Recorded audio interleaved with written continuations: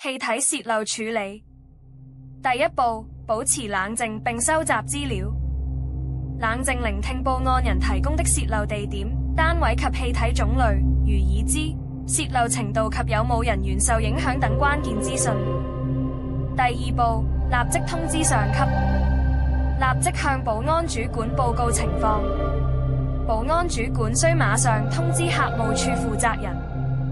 第三步，保安主管立刻派員趕到現場，視察實際情況，需否啟動緊急及疏散程序。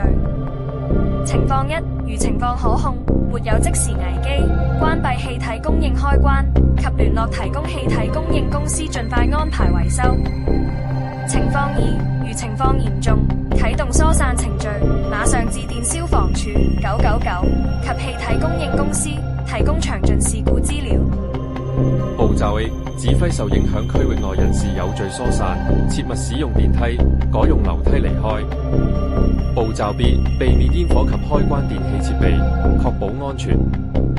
步驟 C， 封鎖及隔離現場，防止無關人員進入洩漏區域。步驟 D， 在確保安全前，勿觸碰氣體相關設備。第四步，協助專業救援。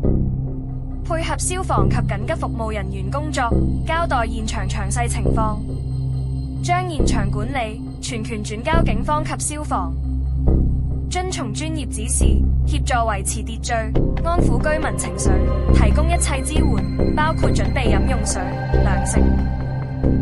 第五步，記錄事件經過 Incident Report， 詳細記錄接報時間、處理措施、指示及事件發展，以備後續報告。